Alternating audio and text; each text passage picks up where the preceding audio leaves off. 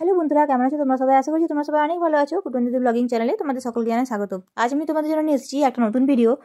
আজ আমি তোমাদেরকে বানিয়ে দেখাবো কিভাবে তোমরা এরকম একটা নেট কাপড়ের উপরে তৈরি করে নিতে পারবে এমব্রয়ডারি কাজ, তা আবার উল দিয়ে। চলো তৈরি করে নিই। তো প্রথমে আমি তোমাদেরকে দেখাই, আমার কাছে ছিল হচ্ছে অনেক ধরনের উল আর এরকম একটা শাড়ি, আর এই শাড়িটার উপরে দেখতে পাচ্ছ আগে থেকেই কিন্তু সুতোর এমব্রয়ডারি কাজ করা আছে। আর আমি এরকম একটা প্রথমে চেষ্টা করে দেখছিলাম যে এরকম টাইপের ফুলটা করলে কীরকম টাইপের দেখতে লাগে। তো উইদাউট কোনো রকম আইডিয়া ছাড়া আমি ফুলটা তৈরি করতে বসেছিলাম।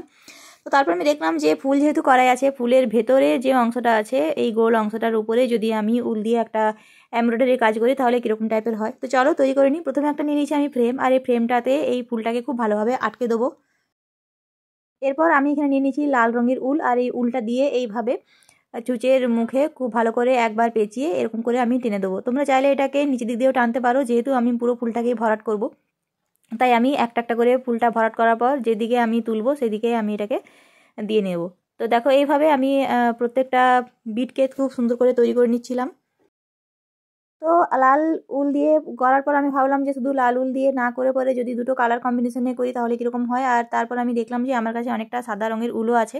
তো এই সাদা রঙের উলটা দিয়ে যদি এইভাবে একটু করে নিই তাহলে কীরকম টাইপের দেখতে লাগে। তো দেখো আমি এইভাবে আরও সাদা রঙের উল দিয়ে এরকম টাইপের ছোটো ছোটো করে বিট তৈরি করে নিচ্ছিলাম।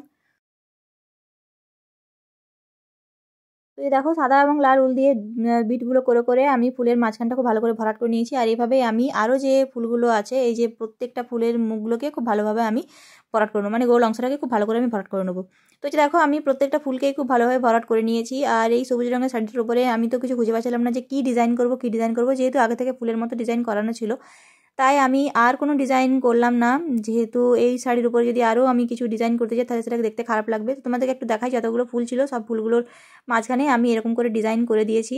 আর কি কি কালার কম্বিনেশন আমি করেছি সেটাও একটু তোমাদেরকে আমি দেখাই। প্রত্যেকটা আমি আর তোমাদেরকে দেখাইনি, যেহেতু ডিজাইনটা একই রকম তাই আমি আর বাকি ফুলগুলোকে দেখাইনি। তো এভাবে আমি কিন্তু এরকম টাইপের ডিজাইন তৈরি করে নিয়েছি। আমার এই ডিজাইনটা তোমাদের কেমন লাগলো তোমরা কিন্তু অবশ্যই আমাকে কমেন্ট করে জানিও। ভিডিওটা ভালো লেগে থাকলে চ্যানেলটিকে লাইক, সাবস্ক্রাইব এবং শেয়ার করতে একদম ভুলবে না। আমি দেখছি আমার ভিডিওগুলো তোমরা সাবস্ক্রাইব করছো তারপর আবার আনসাবস্ক্রাইব করে নিচ্ছ। যদি ভালো না লাগে, কেন ভালো লাগলো না সেটা কিন্তু অবশ্যই কমেন্ট করে জানিও। আমার ভুল ত্রুটিটা যদি তোমরা ধরতে পারো বা ধরে আমাকে বলে দিতে পারো তাহলে তো খুবই ভালো হয়। ভিডিওটা শেষ পর্যন্ত দেখার জন্য তোমাদের সকলকে অসংখ্য রকম ধন্যবাদ।